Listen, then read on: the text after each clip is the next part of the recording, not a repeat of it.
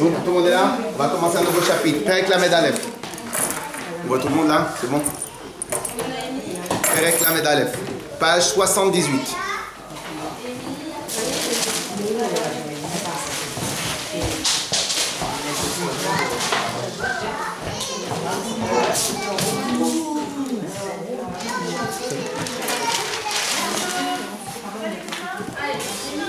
C'est bon? Comment? Bon, alors il serait temps de commencer à apprendre. C'est bon, tout le monde est là? Alors mesdames, aujourd'hui on va essayer d'étudier, on va essayer de réfléchir. Alors vous savez que le but de l'étude c'est quoi? Alors il y a plusieurs buts dans l'étude. Alors, comme une fois on a dit, vous savez qu'on est la seule, je ne sais pas si on peut dire religion sur terre, mais je ne sais pas si on peut utiliser ce terme-là, mais bon, un truc comme ça quoi. On est la seule religion qui avons une obligation d'étudier notre religion, même quand on n'en a pas besoin. C'est la seule religion sur terre où nous avons une obligation d'étudier, même quand on n'y a absolument aucun besoin. Dans toutes les autres, peut-être sûrement religions du monde, eh ben, on étudie uniquement ce qu'on a besoin de savoir, de savoir à faire. Un exemple. Imaginons maintenant qu'on doit faire telle et telle chose dans n'importe quel domaine. Alors, le monsieur, on va apprendre afin de savoir quoi faire. C'est tout, point à la ligne. Mais étudier pour rien, juste pour étudier, ça n'existe que dans la religion juive. Ok. Un exemple, les lois du Mishkan. Imagine maintenant quelqu'un il va étudier des lois sur le temple qui ne sont absolument plus d'aucune autre actualité. Est-ce qu'il a l'obligation d'étudier ou pas? Réponse, oui, il a l'obligation d'étudier. Est-ce que lorsqu'il étudie, il fait une mitzvah? Oui, il fait une mitzvah. Mais ça va te servir à rien de ce que tu étudies. Et bien en fin de compte, quoi qu'il arrive, ça ne change rien. Pourquoi? Parce que la mitzvah d'étudier, c'est Vagitabo Yom Valayla. On a une mitzvah d'étudier la Torah tout le temps. Ok? Et c'est la seule religion sur terre, c'est la seule, je ne sais pas si on peut définir la Torah de religion, mais en tout cas c'est la seule courant de pensée, la seule religion sur terre, où on a une obligation d'étudier, même quand ça n'a absolument aucun intérêt réel. Ok? Donc la première chose, pourquoi on étudie, pourquoi on vient à un cours de Torah? Parce qu'on a l'obligation d'étudier la Torah, point à la ligne, tu ne rentres pas dans les choses, ça va te servir, ça ne va pas te servir, etc. etc. Ça, c'est la première raison pour qu'on va dans un cours de Torah. Deuxième chose aussi, c'est dans un cours de Torah, on va aussi quand même avoir un peu plaisir. C'est quoi le plaisir? C'est aussi tout simplement d'alimenter notre cerveau. C'est quoi alimenter notre cerveau? C'est des fois on a besoin. Hein?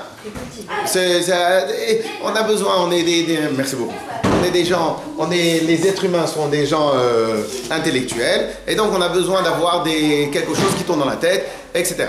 Et troisième point, et ça c'est le plus important, c'est parce qu'à travers l'étude, on va tout simplement apprendre beaucoup de notions. Et ces notions-là sont très importantes pour notre vie de tous les jours. Ces notions-là sont importantes pour notre éducation. Et à travers ces notions-là, on va se préparer à savoir réagir au moment voulu. Ok?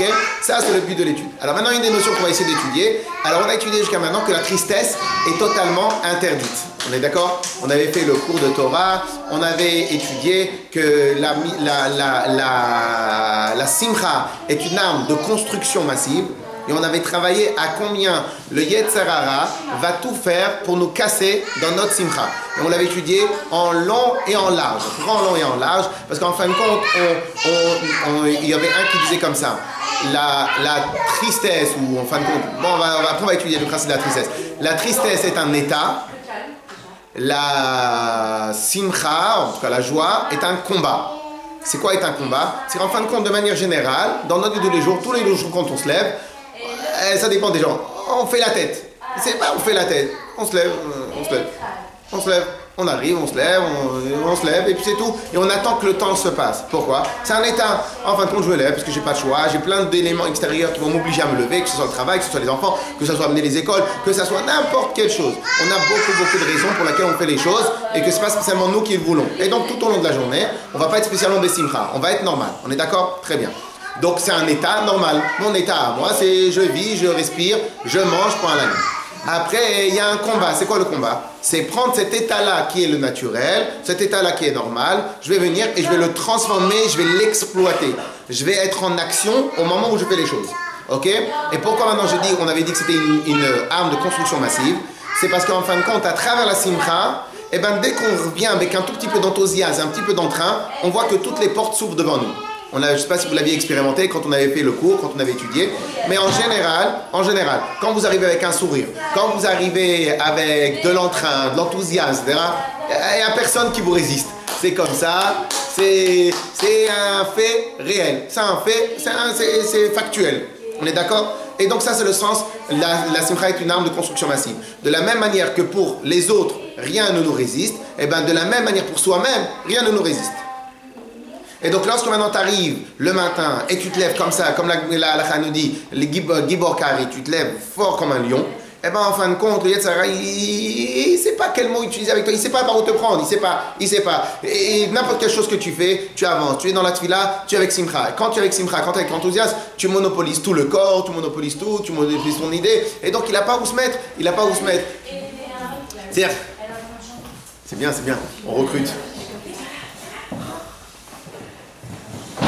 Tout le temps, au début, il faut se mettre tout le temps devant, comme ça, après, une fois que après c'est terminé, comme ça, c'est fait, les présentations sont faites. Alors maintenant, et donc de la manière, et donc la simcha, elle va monopoliser la personne. Elle va utiliser ton bras, elle va utiliser, et même, hier j'ai entendu un mot très sympathique, qui disait qu'en fin de compte, lorsque maintenant, quelqu'un, Dieu préserve, il a de la fièvre dans la tête, il n'a pas la fièvre. Il a de la fièvre. Il y a un peu de place ici, un peu de place là.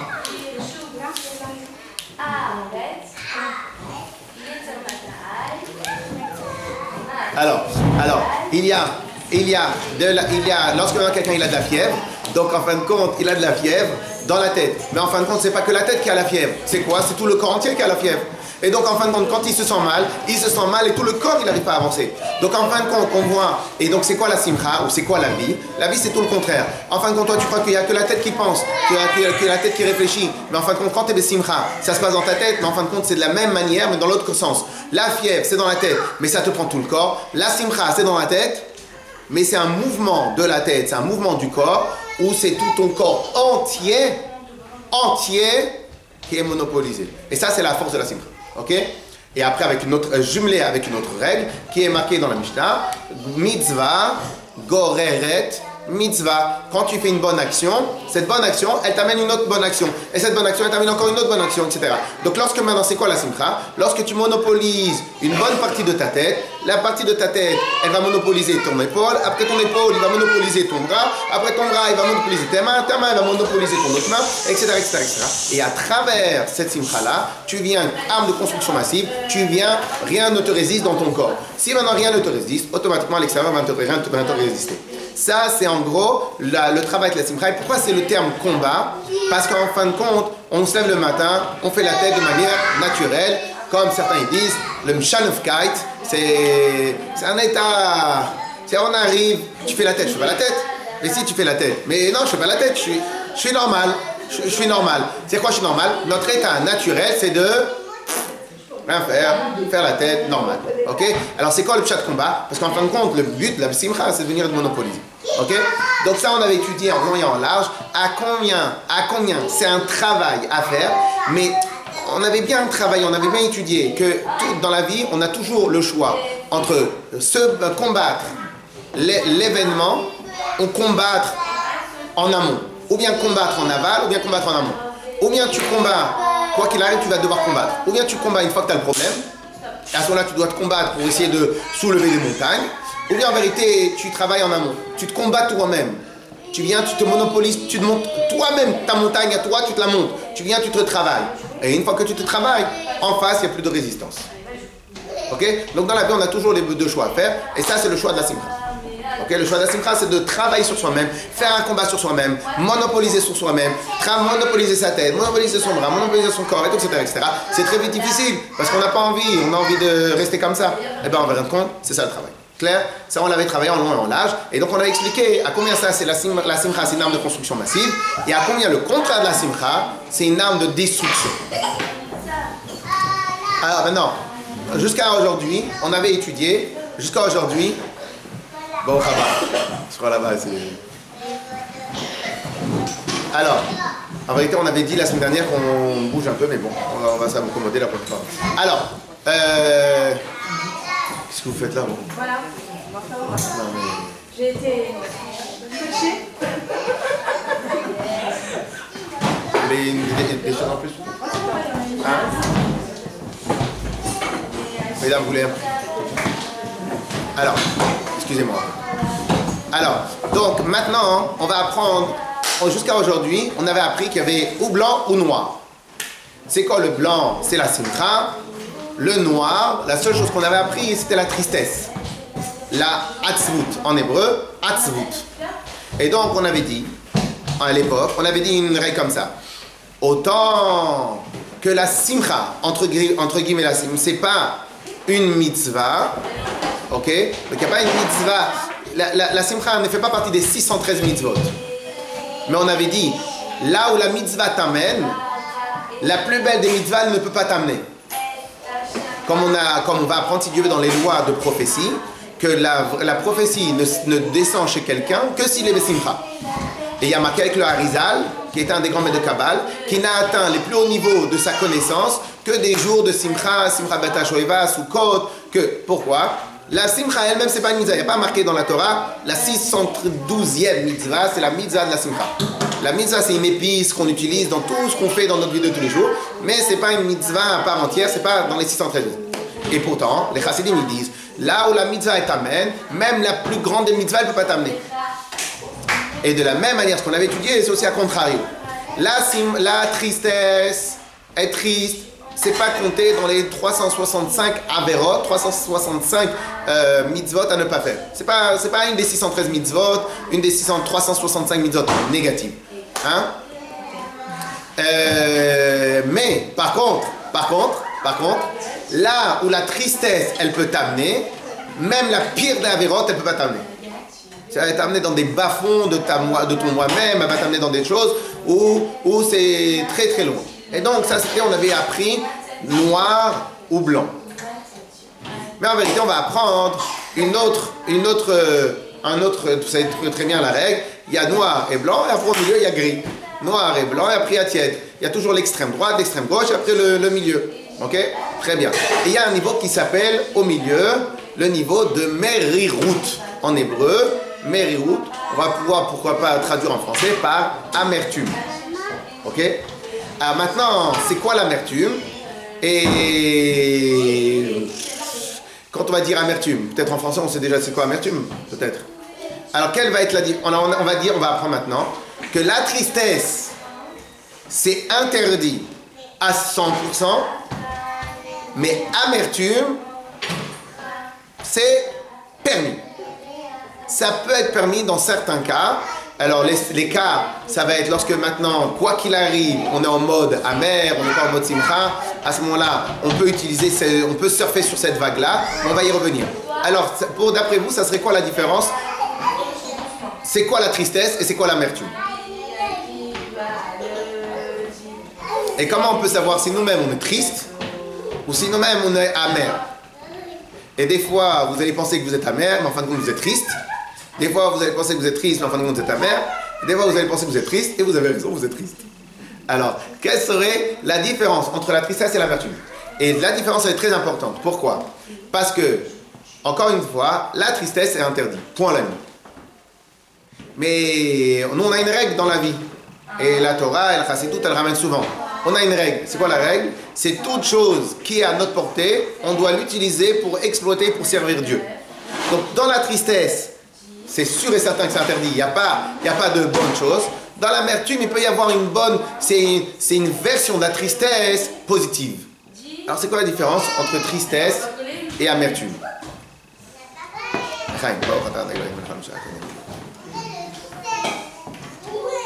Vous êtes l'amertume ne monopolise pas tout le corps. Pas mal. Qui dit mieux? On veut dire l'amertume, on continue à avancer. Très bien aussi. Alors, si vous continuez à avancer, donc en fin de compte, vous êtes en état normal. Vous faites un peu la tête et vous avancez. Alors, c'est pas de l'amertume. Ça, c'est chun. Je fais la tête, mais j'avance. C'est pas grave. Je prends sur moi. C'est pas grave. Alors c'est important d'abord, comme on a dit tout à l'heure, c'est à ça que ça sert d'étudier. C'est qu'en fin de compte, on va affûter, on va incorporer, intégrer plusieurs notions différentes, qu'à la fin, quand ça arrive le moment, on saura faire quoi ou pas quoi faire. Il y a des choses qu'on a étudiées il y a beaucoup d'années, on est arrivé devant le problème à un certain moment, et comme j'avais été préparé, donc je suis comment réagir. Okay? Donc maintenant, même si demain on va peut-être pas l'utiliser, mais en tout cas c'est des notions qu'on a besoin de connaître. Alors, ça serait quoi l'amertume? Hein? Attention, est-ce que vous avez dit que vous n'avez pas eu tort? Madame, vous avez eu raison, mais vous n'êtes pas allé très loin. Hein? La chose qui va causer l'amertume, on essaye de changer, de résoudre. Hein? Mais encore une fois, l'amertume, c'est-à-dire vraiment être dans un état pas bien. Pas bien. On essaye de réparer ce qui a causé l'amertume. Alors, hein? Oui, ça peut être ça aussi. Après, ça dépend de chacun, mais... Alors, on va essayer de réfléchir 2 minutes. En vérité, les chassidim, ils disent comme ça. Quelle va être la différence? Et vous avez bien dit, hein? Quelle est la différence entre la tristesse et l'amertume? Ça va être simple. Après la tristesse, tu vas dormir. Ça, c'est la tristesse. T'es tellement épuisé, tellement t'étais pas bien, la conclusion, la clôture de la tristesse, c'est aller dormir. Lâcher, je fais plus rien. Dans l'amertume, c'est pour ça que vous n'avez pas du tout tort, dans l'amertume, la clôture et la raison de l'amertume, c'est la clôture de la tristesse, allez, c'est bon, lève-toi. Ok? Alors maintenant, ça c'est différent. Maintenant, nous on a une règle absolue. Il y en a peut-être qui ne vont pas être d'accord avec ça, mais a priori c'est une règle absolue. C'est la culture du résultat. C'est quoi le pshat, la culture du résultat? C'est qu'en vérité, d'où tu vas savoir si ta théorie, elle est bonne ou elle n'est pas bonne? Comment tu peux savoir si ton décompte, il est bon ou il n'est pas bon? Comment tu vas savoir si ce que tu fais dans la vie, c'est bien ou c'est pas bien? Comment tu peux savoir? Vous savez très bien qu'il y a 1 millier de politiques à adopter dans la vie. Il y a droite, gauche, milieu, au centre, centre-droite, centre-gauche. Je fais pas, j'avance pas. Il y a 1 milliard de techniques, de projets, de choses, etc. Comment tu sais si ta théorie, elle est bonne ou elle est mauvaise? Eh ben, je ne sais pas si vous connaissez cette règle-là, mais vous regardez juste le résultat. Si le résultat, il est bon, c'est que ta théorie, elle est bonne. Si le résultat, il n'est pas bon, c'est que ta théorie, elle n'est pas bonne. Oui, mais j'avais tout calculé. Ok? Et c'est pour cela qu'il y en a qui vont dire qu'il n'y a que de richesse que d'hommes. C'est quoi dire de richesse que d'hommes? Parce qu'en fin de compte, on croit qu'on peut tout faire avec un fichier Excel dans lequel tu as tout rentré, mais il y a 1,5 milliard de paramètres, de facteurs qui vont rentrer en plein milieu, etc. Donc en fin de compte, comment tu vas savoir si BMET a bien fait? Ah, mais sur la théorie, sur le fichier Excel, ça rentrait boule dans les cases, il y avait tout ce qu'il fallait pour que ça avance. Comment ça se fait que ça n'a pas marché? Ben, ta théorie, elle était bonne ici, mais dans le concret, elle n'était pas bonne. Donc, si dans le concret, elle n'était pas bonne, ta théorie, elle n'est pas bonne. Puisqu'en fin de compte, si à la fin, tu fais toute une ligne de calcul, mais au final, le résultat, il n'est pas bon. Donc, ton calcul n'est pas bon. Voilà. Ok? Si maintenant, dans la tristesse, au final, tu vas dormir. Donc, le résultat, il est d'aller dormir. Donc, le calcul, il était quoi? Le calcul était 0, mais le calcul, il y avait quoi comme ligne dans le calcul? Je vais vous aider. Il y avait quoi? Que du noir. Que du noir. Il y a quelque chose dans lequel je ne comprends pas. Nous sommes obligés de passer par la tristesse. Il y a des moments qu'on passe, quand on perd des personnes, on a besoin de passer par la tristesse pour pouvoir remonter. Donc, comment elle peut être interdite dans la mesure où elle est parfois nécessaire pour avancer aussi? D'abord, question numéro 1. Qui a dit que les pertes de personnes, c'est de la tristesse? Moi, je pense. Ça dépend de l'âge. Ça dépend de plein de choses. Ça, c'est un. Ok? Ça, c'est un. Ça dépend de 1 millier de paramètres. Donc, c'est pas aussi évident. Ça, c'est un. Ça, c'est un. Et deuxièmement, même si on va dire que vous avez raison, les chachamim, pour cela, ils ont donné 7 jours. Pendant cette période-là, elle n'est pas interdite. Imaginons que vous avez raison. Imaginons. Parce que pour l'instant, je n'ai pas encore dit que vous avez raison, qu'on avait le droit d'être triste. Imaginons que vous avez raison. Parce que peut-être que ce qui nous est permis, c'est de l'amertume. Et peut-être que même Bichla, c'est interdit la tristesse. Même dans des cas comme ça. Pourquoi? Parce que vous êtes triste, parce que ça m'a fait de la peine. Mais la personne qui est partie, elle veut que vous soyez triste ou elle veut que vous soyez bien? Bah, excusez-moi, là où elle est, elle sait très bien qu'à travers, c'est pour ça que nous, on n'a pas la chita des minutes de silence. Pourquoi on n'a pas la chita des minutes de silence? Parce que la Torah, c'est une Torah d'action. Donc en fin de compte, lorsque maintenant quelqu'un est décédé du préserve, qu'est-ce que la Torah nous dit, nous préconise? Tout de suite après, tu le transformes en pouvoir. C'est quoi un pouvoir? C'est maintenant tu vas faire une mitzvah en plus, tu vas faire de la tzedaka en plus, tu vas acheter des livres en plus pour que les gens les étudient à l'intérieur, tu vas rajouter. Donc en fin de compte, la peine, on doit la transformer en moteur. Mais quand on perd quelqu'un, on a un an de deuil. Pendant un an, le deuil c'est une chose, la tristesse c'est une chose. Alors, ça dépend quelle joie. Je vous donne un exemple. Il y a une différence entre la joie de Kippour et la joie de Sukkot. Ou la joie de Simchat Torah. Pourtant, à Kippour aussi, on a l'obligation d'être joyeux. Il y a plusieurs sortes de joie. Il y a des joies où on est concentré sur un certain événement. Il y a des joies où on est lâché. Il y a plusieurs niveaux de joie. Mais, encore une fois, pour l'instant, je n'ai pas encore défini est-ce qu'on a le droit d'être triste ou pas. Imaginons maintenant qu'on a le droit d'être triste, ce que je ne pense pas. Imaginons maintenant qu'on a le droit d'être triste. C'est maximum 7 jours. Après 7 jours, tu te lèves. Ok? Donc, après, on va y réfléchir. Est-ce que Bichlal, on a le droit ou pas? Ok? Alors maintenant, ne me sortez pas le fait, ouais, mais c'est pas une question de droit, c'est une question que voilà, c'est comme ça la vie. Eh ben, non, nous, dans la Torah, on doit faire ce que la Torah nous demande. Si maintenant la Torah nous permet d'être triste, on doit être triste. Si la Torah nous dit qu'il ne faut pas être triste, il ne faut pas être triste. Mais on va sûrement y revenir. Alors maintenant, si maintenant le résultat est, tu vas dormir. Donc, qu'est-ce qu'il y avait dans les lignes du décompte? On va aller plus rapide. Il n'y avait que du noir. Que du noir, du noir, du noir, du noir. Tellement il y avait du noir, il y avait zéro lumière. C'est pour ça que tu es parti dormir. Tellement c'était noir, tellement il y avait zéro option, zéro possibilité, zéro relance, qu'en fin de compte ça t'a amené à un résultat. Lequel résultat? Puisqu'il y a zéro à faire. Donc je vais dormir. Dormir, c'est l'expression de zéro à faire. Donc dans les lignes de compte, il y avait quoi? 0 plus 0 plus 0 plus 0 plus 0 plus 0 plus 0. C'est l'amertume. Dans l'amertume, le résultat de l'amertume, c'est quoi? C'est tu te lèves et t'agis. C'était quoi le décompte de l'amertume alors?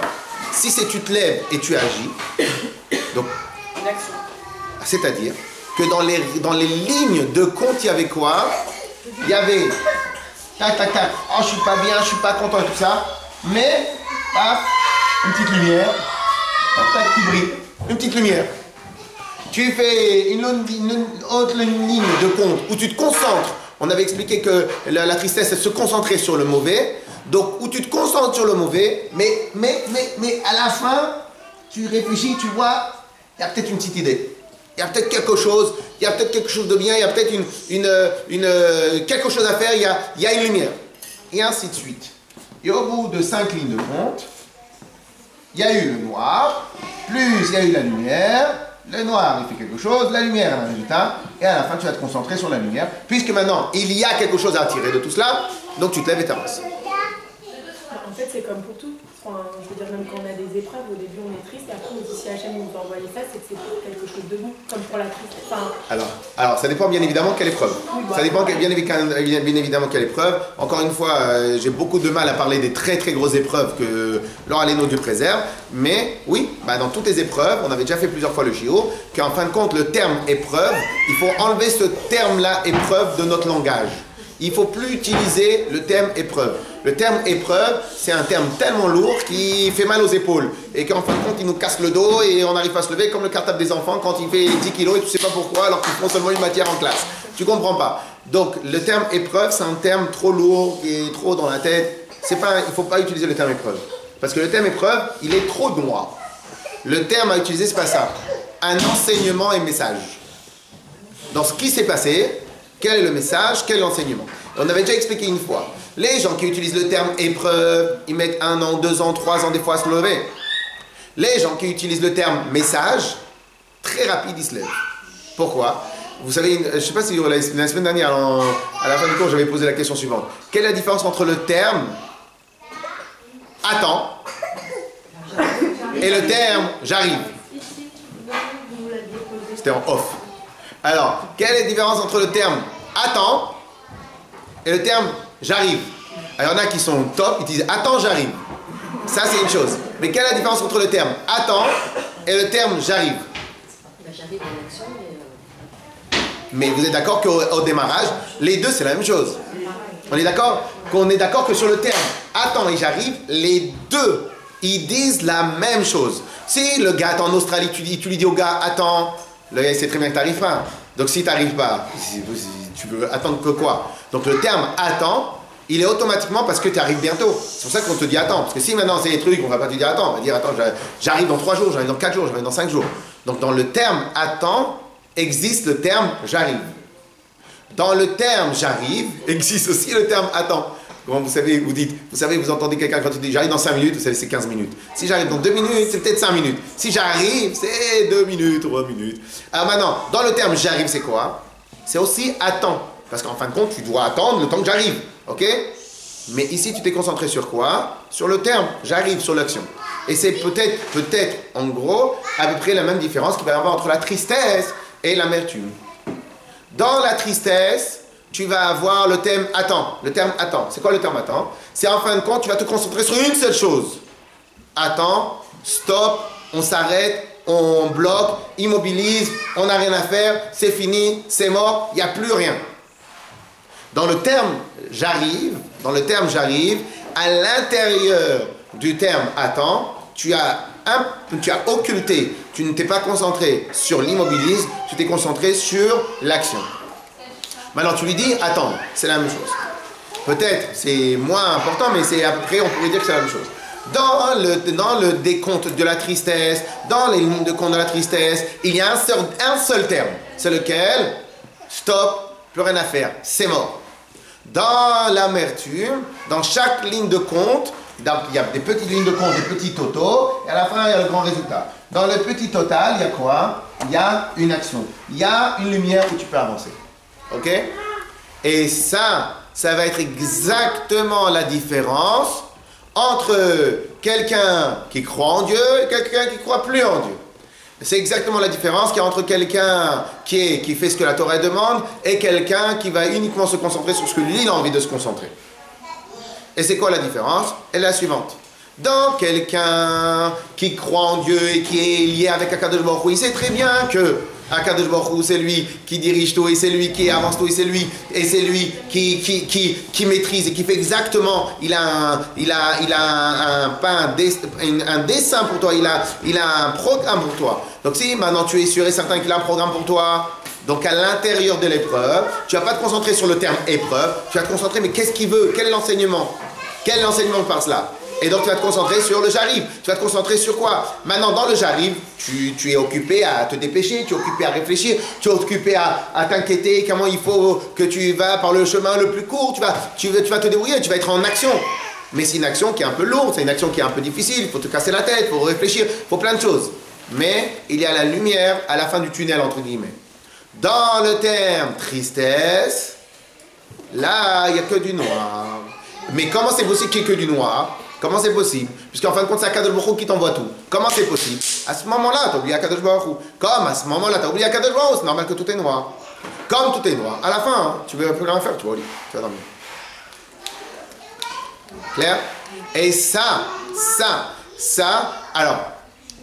va être la différence, le discernement, la différence qui est entre tristesse et donc des fois, combien ça peut arriver pour nos enfants ou pour nous-mêmes, que lorsque ils arrivent devant un devoir, ou ils arrivent devant quelque chose, ils viennent black out, c'est fini, c'est mort, c'est fini, ils restent comme ça devant la copie, c'est mort. C'est mort. Ils sont dans l'immobilisme total. Qu'est-ce qui se passe à ce moment-là? Ils voient uniquement un seul et unique problème. Le noir. Il n'y a rien. Il n'y a pas une lumière, une lueur de réussite. Il n'y a pas une lueur de choses. Il n'y a rien, absolument rien. Comme il n'y a absolument rien. Donc automatiquement, ils vont s'arrêter, ils vont bouder. S'ils ont la force, ils vont au lit, ou n'importe quoi. En tout cas, ils vont être dans l'inaction totale. Pourquoi? Parce qu'à ce moment-là, ils voient uniquement le noir. Quel serait le rôle de la maman et du papa à ce moment-là?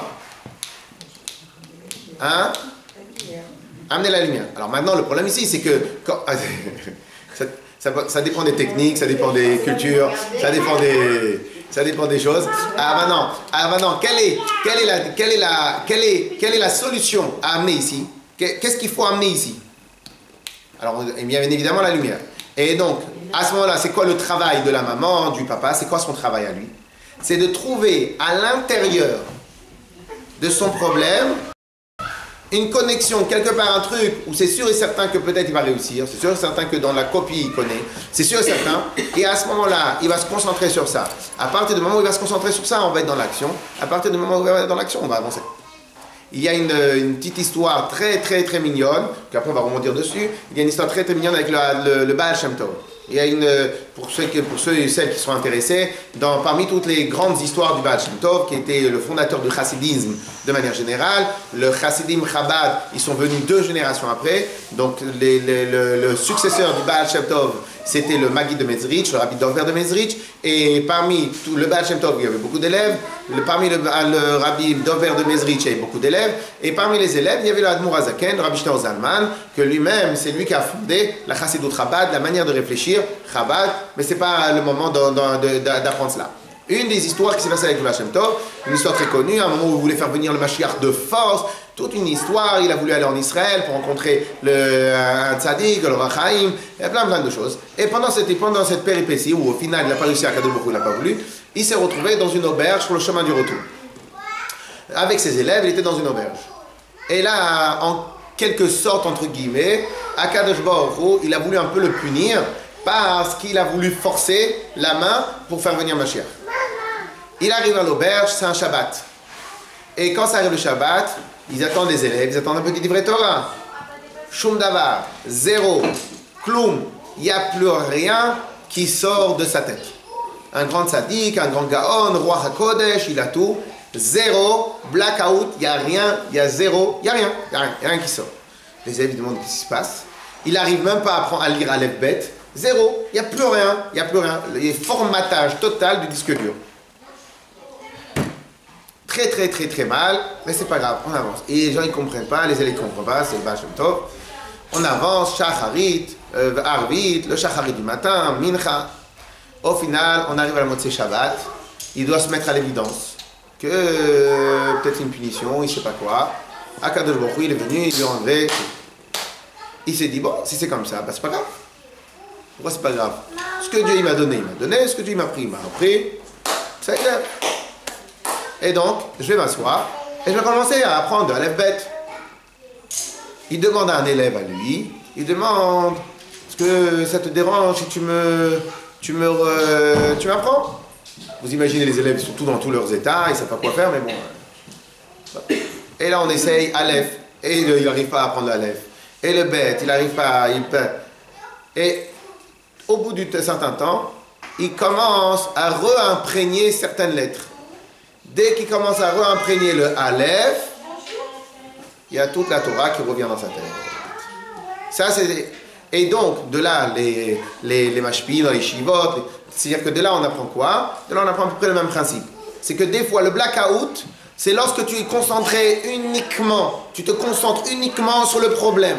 Et à l'intérieur de cette lueur de ce problème-là, tu as zéro lueur de lumière, tu as zéro. Ça, c'est une tristesse, ça, c'est la tristesse qui est totalement interdite. Le Baal Shem Tov à ce moment-là, donc c'est ça un peu l'amertume, la tristesse qui est permise, c'est le moment où tu as du temps pour te restabiliser, pour comprendre ce qui t'arrive. Au moment, au bout d'un Shabbat, où il a compris qu'Akadosh Baruch Hu lui avait puni pour lui enlever tout, il s'est dit, voilà, maintenant je vais servir Dieu comme n'importe quelle personne sur terre. Et donc il a recommencé à apprendre à Aleph Bet. Dans l'amertume, il a réussi, dans cette tristesse-là, il a réussi à sortir une once de lumière qui s'appelle, bon alors c'est pas grave, maintenant je vais recommencer l'action, je vais recommencer à travailler. Dans cette action-là, il a recommencé le Aleph. Dans cette action-là de Aleph, il y a eu la lumière, tout est rentré à l'intérieur. Et ça va être la différence fondamentale qui est entre l'amertume, entre la tristesse et l'amertume. Cette tristesse-là, quoi qu'il arrive, c'est totalement interdit. Mais comme dans chaque chose qui existe sur Terre, il y a un côté bon, si cette tristesse-là, tu la travailles un peu et tu la amènes vers de la lumière, alors cet état-là, qui est négatif à la base, cet état-là, il peut être positif. Et c'est quoi ce côté positif? C'est que des fois, cette amertume-là, elle réussit, elle t'aide à dégonfler un peu le ballon, à te remettre un peu sur terre, à te redonner à réfléchir, à te redonner, à te repositionner, à te poser la question, est-ce que vraiment tu fais ce qu'il faut faire dans la vie ou pas? Est-ce que tu es vraiment dans le bon ou tu n'es pas dans le bon? Et à ce moment-là, tu remets toutes les choses en place. Ça doit être en place, ce livre-là, il doit être en place, cette chose-là, il doit être en place. Et à ce moment-là, tu commences à réfléchir. Et ça, c'est des fois l'avantage de l'amertume. Dans la simcha, c'est une arme de construction massive, mais des fois, tu es tellement dans l'enthousiasme que des fois, tu regardes trop avec, peut-être, entre guillemets, trop, avec un œil optimiste, avec une certaine manière, et que des fois, tu fonces, des fois, même dans des endroits où il ne faut pas foncer. Et donc, à la fin, c'est-à-dire que des fois, la simcha, c'est une arme de construction massive, mais chaque chose, il a une technique de l'apprivoiser. Eh bien, il y a un moment où peut-être, dans ce moment-là où tu es en amertume, c'est à ce moment-là où peut-être tu peux refaire un reboot, tu peux refaire une reset, et tu recommences à réfléchir ce qu'il faut réfléchir. Ça aide? Donc là, aujourd'hui, on a appris plusieurs choses. Parmi les grandes choses qu'on a appris va être la différence fondamentale qu'il y a entre l'action et l'inaction, entre la tristesse qui est complètement à ne rien faire, tu te mets sur le côté, et à ce moment-là, tu as zéro lueur, tu as zéro moyen. Et ça veut dire, si à ce moment-là, tu as zéro moyen, c'est-à-dire que c'est pas Dieu. Et au passage, ça aussi c'est une autre règle à se mettre dans la tête, c'est que si dans les problèmes qui m'arrivent, je vois zéro solution, sachez une chose, que c'est sûr et certain qu'on n'est pas dans l'aïmouna, on n'est pas dans la croyance d'Hachem. Pourquoi? Parce que ça n'existe pas un endroit où Akadosh Baruch Hu nous envoie dans un mode, dans une tristesse, où Akadosh Baruch Hu nous envoie et il y a zéro solution. Hein? On répète? Et il n'y a pas un cas où Hachem nous envoie dans un problème où il y a zéro solution. Ça n'existe pas. Comme j'ai l'habitude de dire, à Yerushalayim, il y a plus de pente, il y a plus de montée, ou de descente. De montée. Ah non, madame, non. Il y a quoi? C'est une montée, une descente. Si on monte, on redescend. Il y a autant de montée que de redescente? Là, ouais. Si on monte, on descend. Quand même. Là, c'était juste pour nous dire que... Ok? Quoi? Donc, il y a autant de montée que de descente, on est d'accord? Donc, en fin de compte, cela veut dire, quand dans n'importe quel problème, la descente, à l'intérieur du problème, il y a la solution, il y a la montée. La question, elle est juste comme ça. Est-ce que tu es en train de regarder uniquement la descente, et à ce moment-là, tu es en train de tomber, et à ce moment-là, tu ne sais plus, tu es en train de l'avalanche, ou bien tu te retournes, et à ce moment-là, tu regardes la lumière, et tu regardes vers où aller. Mais à l'intérieur de la descente, il y a la montée. À l'intérieur du problème, il y a la solution. La question, c'est qu'est-ce que tu as dans la tête à ce moment-là? C'est dans ta tête à ce moment-là, tu as la lumière, et tu te forces à croire en Kadosh Baruch Hu, tu te forces à la Emouna, et tu sais très bien que ce qu'Akadosh Baruch Hu t'envoie, c'est pour une raison particulière. On enlève le terme épreuve, on va utiliser uniquement le terme message. Qu'est-ce que je te dis à ce moment-là? Donc dans le terme message, enseignement, il y a un moment où tu dois te taire pour écouter, tu analyses, mais dans le moment où tu t'es écouté, tu sais très bien que tu vas utiliser ce que tu es en train d'apprendre.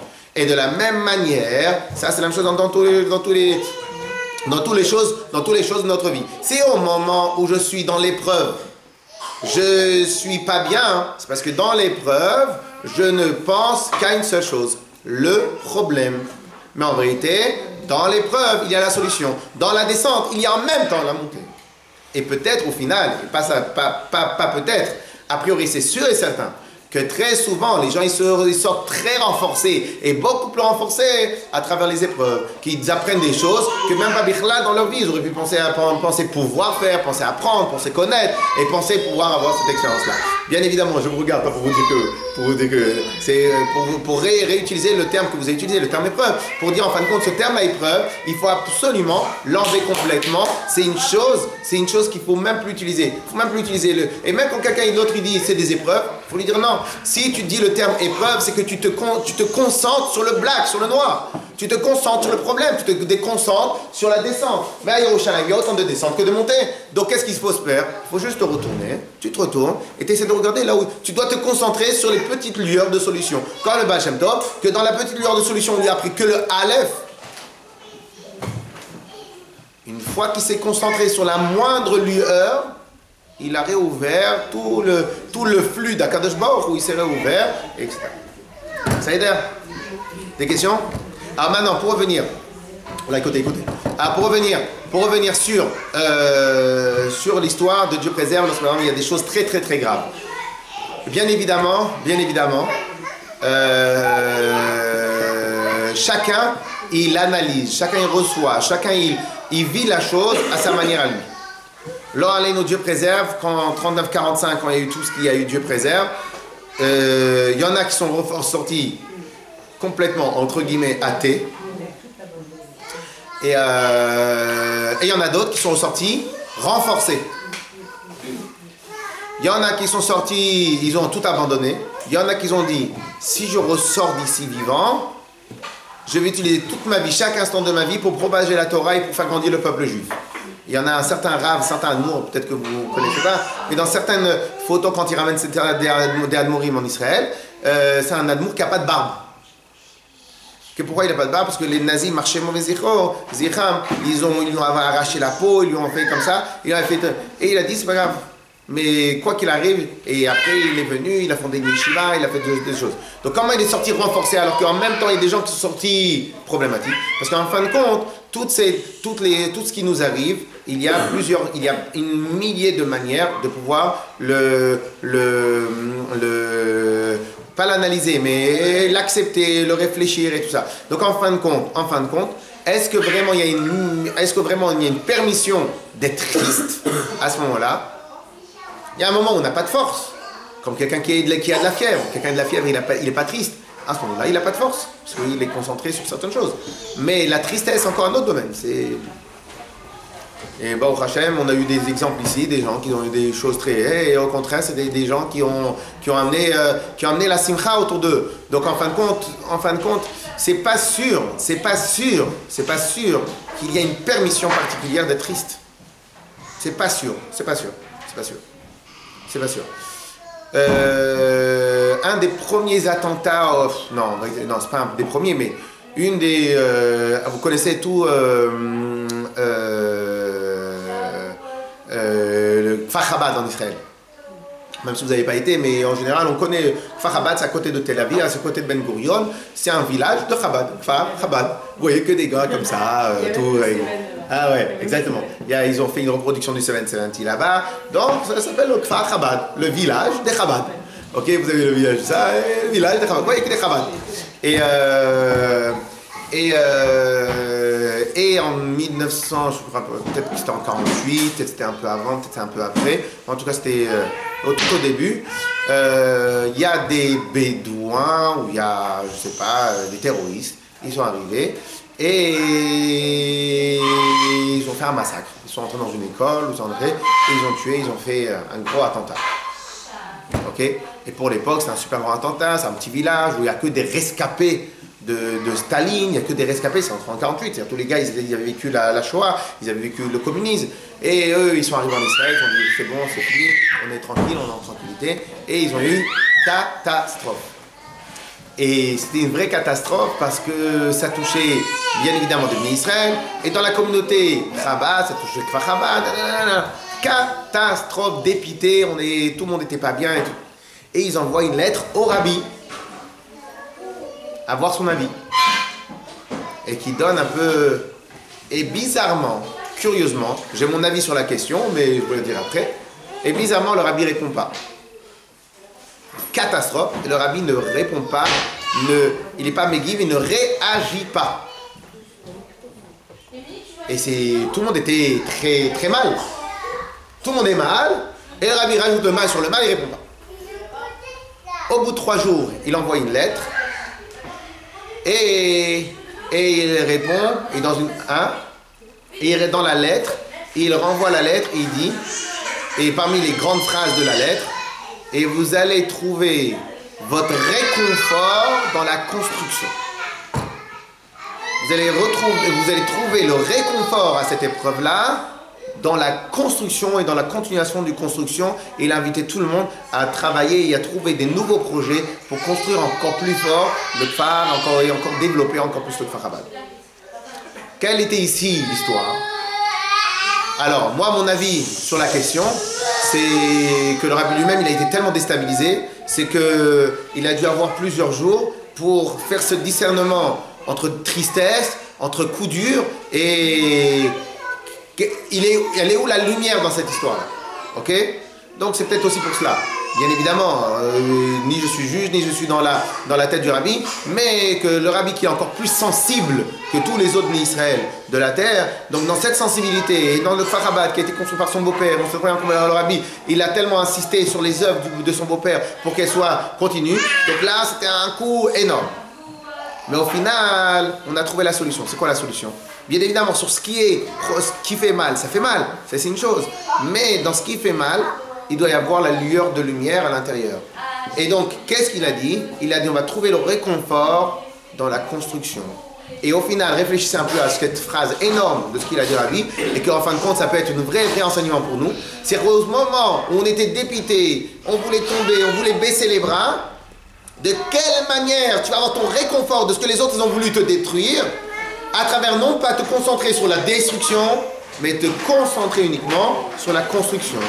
Les gens, ils ont été très contents, ils ont beaucoup apprécié ces mots-là du rabbi, et dans cette petite phrase-là, ils ont retrouvé le sourire, ils ont retrouvé la lumière, ils ont vu qu'en fin de compte, ça c'est une épreuve, mais cette épreuve-là, elle va servir à aller plus fort et aller plus loin et se réunir, réunifier, etc. Donc en fin de compte, qu'est-ce qu'on va de là? On pourrait voir éventuellement que même dans les pires épreuves, à l'intérieur de ces pires épreuves, alors peut-être si au rabbi ça a pris 3 jours pour trouver les mots, donc peut-être à nous, c'est peut-être ça va prendre un peu plus de temps, sauf que peut-être le rabbi et la sensibilité elle est encore plus profonde, etc. Mais en tout cas, même dans des moments extrêmement difficiles, à l'intérieur de ce moment difficile-là, et de cette passe difficile-là, et de cette action, cette chose-là très difficile, à l'intérieur, il faut se concentrer uniquement à chercher la lumière, l'enseignement, le message qui est à l'intérieur. Saïder. Bon, on commence page 78. Je sais pas combien de temps il va nous rester pour dire dans les mots, mais bon. On va faire figure, on va faire bonne figure, on va regarder au moins dans les mots. Page 78. Je sais pas où sont passés les autres livres de Tania. Mais... Ok. Alors, Veine. Af im kesheyarich arbe lehaamik beinyanim aniskarim lehel. Quand on va vraiment réfléchir sur tout ce qu'on avait appris, sur ce qu'on a appris la semaine dernière et la dernière fois, Eve, Shfal, Ruach, Bifne Kol Adam, on avait bien expliqué la semaine dernière, on était revenu sur le principe que chacun il doit se sentir plus bas que toutes les personnes qui existent sur Terre. Et on a expliqué que cette manière-là, c'était une manière de soi-même se dégonfler. Tu reprends ta place initiale, tu te calmes, et surtout qu'on avait vu que ça pouvait être d'un coup, que chaque personne il pouvait se transformer en source d'inspiration. Pourquoi source d'inspiration? Parce qu'en fin de compte, quand nous on commence à se dire ouais mais bon ce monsieur-là il est comme ça, ce monsieur-là il est comme ça, cette dame-là elle est comme ça, cette dame-là elle est comme ça, donc en fin de compte tu n'utilises pas tout ce qu'il y a à t'apporter pour pouvoir avancer. Lorsque maintenant tu vois qu'en fin de compte chaque personne il peut t'apprendre des choses, et donc toi tu te positionnes en tant qu'élève. Donc à ce moment-là, chaque personne, tu vas te concentrer sur les bonnes choses qu'il peut t'apprendre ou pas. Alors maintenant, on avait dit, tout ça c'est une manière de pouvoir se rebooster, se réinitialiser, se reconcentrer sur l'essentiel. Alors, lorsque maintenant, pour celles qui n'étaient pas là, vous pouvez regarder sur YouTube, il y a le cours de la semaine dernière. Alors, Keshar Veshtaim, lorsque maintenant on va se concentrer sur ça, 1 heure ou 2, Liod Minimichat Ruach Velev Nishbar. Et lorsque maintenant on va avoir un peu l'esprit un peu moins rebelle, un peu plus bas, Yavo l'idée Atzvut Godola. Alors une des questions qu'on avait la dernière fois, c'était mais lorsque maintenant tu te concentres sur ça, à la fin, tu vas aller dormir au lit. Pourquoi tu vas aller dormir? Si le monde entier est meilleur que toi et que toi t'es rien, au final qu'est-ce qui se passe? Eh ben... C'est quoi? J'éteins la lumière, je vais faire dodo et j'attends que ça passe. Ok? Et donc, en fin de compte, on peut arriver à ça. Et ça, c'était une des choses une des questions qu'il y avait dans le cours de la semaine dernière et dans le cours d'avant, c'était une des questions comme ça. Mais à se concentrer trop sur ça, je vais venir, je vais prendre des antidépresseurs, je vais tomber dans la dépression. Pourquoi? Parce que c'est la clôture, c'est le résultat que tu me donnes. Et moi, je dois me briser, comme on avait vu dans le chapitre 28. Et moi, je dois me briser. Et moi, je dois me consoler, je dois faire attention. Et après, une fois que je me suis brisé et tout ça, je vais aller chercher et voir que chaque personne autour de moi est beaucoup meilleur que moi. Au final, je ferme, j'éteins la lumière, je m'enferme, je m'auto-séquestre. C'est fini, je ne sors plus. Et on me donne en intraveineuse à manger, et puis c'est tout terminé. Donc en fin de compte, ça c'était la question qui est. Si maintenant on se concentre sur ça, c'est fini, j'arrête, j'abandonne l'histoire. Alors maintenant, regardez ce qui a marqué.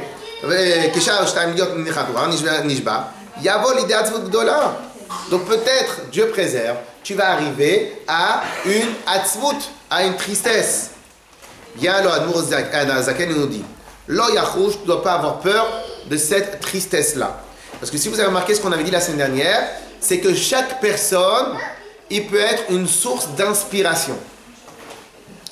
Alors en fin de compte, quand toi, tu es là, jusqu'à le chapitre 30, tu pensais que tu étais le meilleur. Viens, on vient, on te dit, allô, toi tu es là, toi tu pensais que les autres ils étaient en bas, mais en fin de compte les autres ils sont là. Donc en fin de compte, toi, tu vas te concentrer sur ta bassesse à toi. Et la semaine dernière, j'avais bien insisté sur, non pas se concentrer sur sa bassesse à soi, ça c'est une chose, mais j'avais utilisé le terme, comment les autres, en regardant leurs défis à relever, on avait bien fait la différence entre les actions et les combats, les actions qu'on fait et les combats à mener, les défis à relever. Donc on avait vu qu'en fin de compte, des fois, des gens qui sont très très simples, des gens qui sont à l'ouest, des gens qui sont très loin, et ils ont des fois des défis à relever 1 milliard de fois plus élevés que nous. Et nous, en fin de compte, on est tranquille, parce qu'on a une éducation un peu religieuse, un peu traditionnelle, donc on fait cash, on fait tout ça. Mais il y a des gens qui sont tellement loin qu'en final, ils sont... pour eux, venir à la synagogue, c'est la fin, c'est la fin du monde. Et donc, qu'est-ce qui se passe? Eux, il ne faut pas se concentrer sur les actions qu'ils font, mais sur les défis qu'ils ont à relever. Comme tu te concentres sur les défis qu'ils ont à relever, donc cela veut dire que lui, tu comprends que lui fait peut-être un peu plus de travail que toi. Donc on avait dit que les gens, ils devenaient des sources d'inspiration. Dans le terme source d'inspiration, c'est quoi le terme? Ici aussi, c'est la lumière. C'est la lumière à l'intérieur de l'action. Pourquoi c'est la lumière à l'intérieur de l'action? Tu vas plus uniquement te concentrer sur toi, ta partie basse à toi. Tu vas te concentrer sur ce que oui, toi, tu peux continuer, toi, tu peux lever, toi, tu peux avancer. Ok? Donc en fin de compte, dans chaque chose que nous faisons, il y a la partie uniquement noire et la partie aussi lumineuse. Alors maintenant, et malgré que la tristesse, ça provient de la klipa, ça provient pas de la gdusha, parce que nous avons une règle dans la gdusha. Nous avons une règle dans la Gdusha. Une règle. C'est Oz vechedva bimkomo. La Gdusha, dans l'endroit de la Gdusha, il ne peut y avoir que Oz vechedva. De la lumière et de l'allégresse. Il y a une histoire, je n'ai pas les détails bien comme il faut en tête, mais il y a une histoire où il y avait un certain tzaddik qui avait un shamash qui a priori était aussi un tzaddik ou un élève à lui. Et quelqu'un qui tape à la porte en plein milieu de la nuit, il était en train d'étudier la Torah en plein milieu de la nuit. Et l'élève, il va pour ouvrir, et au moment où il ouvre la porte, il voit que la personne en face, c'était pas juste un homme, c'était quelque chose d'autre. Il lui a dit bonjour, on peut rien pour vous, et il ferme la porte. Au revoir. Il retourne chez, j'ai pas les détails exacts, hein. Il retourne chez son maître. Et il lui raconte l'histoire. Il dit, mais peut-être c'est Eliyahu Hanavi. Peut-être c'est Eliyahu Hanavi. Puisque d'après comment tu me le décris, c'était pas un être normal, c'était un être un peu plus élevé. Peut-être c'est Eliyahu Hanavi. L'élève a dit, je pense pas. Pourquoi tu penses pas? Il n'avait pas le sourire sur lui. Il n'avait pas le sourire. Alors quand on dit le sourire, c'est pas d'après le sourire, mais c'est un esprit, un visage apaisé, apaisant, etc. Donc qu'est-ce que tu vois de là? Qu'en fin de compte, lui, il aurait pu se tromper, il aurait pu penser que c'est Eliyahu Hanavi. Mais du fait qu'Eliyahu Hanavi, il est que de la Gdusha, il est que de la sainteté, À l'intérieur de la sainteté, il ne peut y avoir que de l'allégresse et côté apaisant. Donc en fin de compte, on doit fuir de tout ce qui est le contraire de cette simcha. Ok? Mais comme on a dit tout à l'heure, il y a un moment où il faut rebooster, il y a un moment où il faut faire reset. On continue. Vechen, ven ashrina shora, et la mitor simcha, et la shrina, elle ne réside que lorsqu'il y a de la joie. Si maintenant il n'y a pas de simcha, la Torah, la shrina, Akadosh Baruch Hu, il ne réside pas.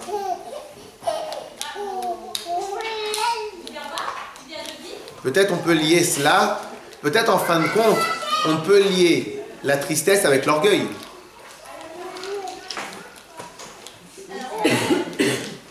Peut-être on peut lier la tristesse facilement avec un excès d'orgueil.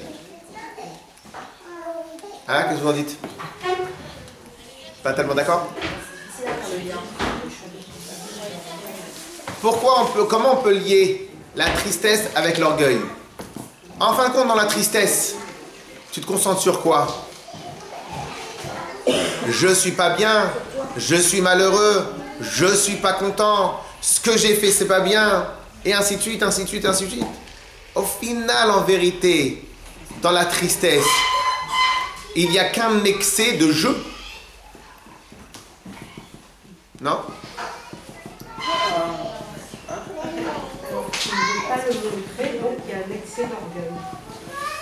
Dans la tristesse, a priori, il y a un excès particulier de jeu. Lorsque quelqu'un il est concentré à une action, c'est son heure, c'est son heure. C'est les 45 premières minutes. Alors, lorsque maintenant quelqu'un il est concentré dans de l'action, c'est quoi être concentré dans une action? C'est oublier le jeu pour se concentrer sur autre chose que soi-même. C'est ça aussi un peu, non? D'accord ou pas? Madame, d'accord ou pas? Non, mais parce que vous avez dit que c'était difficile à faire le lien. D'accord ou pas? Donc en fin de compte, quand je suis dans l'action, quand je suis dans le combat, oui ou non, je me concentre sur le combat, sur l'action à mener. Donc je ne me concentre plus sur le jeu, je me concentre sur le projet. On est d'accord ou pas? Et nous on a une règle absolue dans la Torah. Même comme ça le Midrash nous dit, même si tu mets des milliers de barrières et d'obstacles d'acier, il n'y a rien qui peut te séparer, toi, d'Hachem. Même avec des milliers de barrières. Afilu elef mechitzot shel barzel, même un millier d'obstacles, de barrières en fer, ils ne peuvent pas séparer Akadosh Baruch Hu d'un juif. Et un juif d'Akadosh Baruch Hu. Par contre, il y a une chose qui sépare. C'est l'orgueil. En ani ve'hu yecholim ladur bekipa achat. Moi et lui, on ne peut pas habiter dans le même endroit. Donc en fin de compte, on peut relier facilement. En fin de compte, dans la tristesse, c'est quoi la tristesse? C'est une expression exagérée du jeu. On raconte comme ça une blague. Une fois un chassid, il voit un autre copain, lui il n'était pas chassid, et l'autre copain il vient, le chassid toujours comme ça, bien enthousiaste, comme ça, bien léger, et il y a l'autre qui vient, il fait un peu la tête. Et il fait un peu la tête. Il lui dit comme ça, mais qu'est-ce qu'il y a, bien quel? Pourquoi tu fais la tête? Je sais pas, mais dis-moi. Je sais pas, moi toute ma vie, j'ai voulu être quelque chose, j'ai voulu être Rav, j'ai pas réussi, Rosh Yeshiva, bon j'ai pas réussi, bon après je suis parti médecin, j'ai pas réussi, après je suis parti avocat, j'ai pas réussi. Toute ma vie j'ai essayé de faire quelque chose, et au final je vois que je suis rien. Je suis triste. Et le chassid il le regarde et fait, quelle chance! Toute ma vie, j'ai voulu être rien. J'ai cherché à être rien, j'ai cherché à m'annuler devant Hachem. Et au final, je vois que je suis toujours quelque chose. Quelle chance tu as, toi, t'es rien. Alors que moi, j'arrive pas à m'annuler totalement. Bien évidemment, on comprend qu'on ne parlait pas de la même chose des deux, mais vous comprenez l'idée. Qu'est-ce qui fait qu'il a eu de la tristesse? C'est un excès de jeu. Il a voulu, j'ai voulu être. J'ai voulu. Et au final, dans la fin du j'ai voulu, j'ai pas réussi. Donc en fin de compte, la tristesse, elle est liée avec le jeu. On est d'accord? Donc en fin de compte, qu'est-ce que tu vois de là? Tu vois de là que peut-être on peut lier facilement la tristesse avec un excès d'orgueil. S'il y a un excès d'orgueil, Akadosh Baruch Hu, il ne peut pas être là.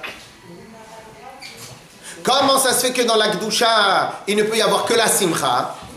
Parce que dans la Simcha, parce que c'est quoi le sens? Écoutez, on va terminer sur un truc là. Parce que c'est quoi le sens Simcha? Le principe de la joie, c'est lorsque tu es concentré sur le projet, tu es concentré sur autre chose et tu n'es pas concentré sur toi. On est là? Ah, c'est bien. Ah, au moins à la fin du... Ah, ouf, parce que vous allez... Mais yes ou pas yes? Et donc, de toute façon là l'heure il est arrivé, donc on va passer au autre cours. Et donc, hein? C'est un combat. C'est plus facile d'être triste, c'est un combat. Mais c'est un kiff d'être triste. Mais c'est un plaisir d'être triste. Et après quand vous êtes triste, il y a tout le monde qui vient à côté de vous, ils veulent vous comme ça, vous passez la joue. C'est un plaisir, tout le monde le regarde. Mais quelqu'un qui est en bonne santé, qui le regarde? Quelqu'un qui est heureux, qui le regarde? Quelqu'un qui est content, qui le regarde, Bichlal? Alors quand t'es triste, tout le monde vient, il est à côté de toi, il t'appelle, il t'envoie un texto, c'est un plaisir. Et des fois tu fais un kiff et tu envoies sur ton compte Facebook. Je suis triste, tout le monde t'envoie, mais pourquoi? Avant t'existais pas sur Facebook, maintenant que t'es triste, t'existes. Donc c'est un plaisir, c'est un plaisir. Mais c'est... Moi maintenant t'es intéressante, avant t'étais intéressante puisque t'étais en bonne santé, heureuse, contente. Donc t'étais pas intéressante. Maintenant peux-tu... Bien évidemment, c'est un plaisir d'être triste, bien sûr, c'est un kiff, c'est super, c'est sympathique. Mais tachlet, être bien, faire attention à ce qu'on mange, c'est un combat, on aime bien manger n'importe quoi. Faire attention à ce qu'on mange, c'est un combat. Faire attention à ce qu'on regarde, c'est un combat. Faire attention à ce qu'on respire, c'est un combat. Faire attention à tout ça, bien sûr que c'est un combat. Mais après, à la fin de la journée, on est heureuse, on est content. Quand on n'a pas combattu, à la fin de la journée, tu dis qu'est-ce que tu as fait dans la journée? Yes? Allez, Khazak, on va passer à la deuxième chose. Vous savez, le simcha de Shina, Oui.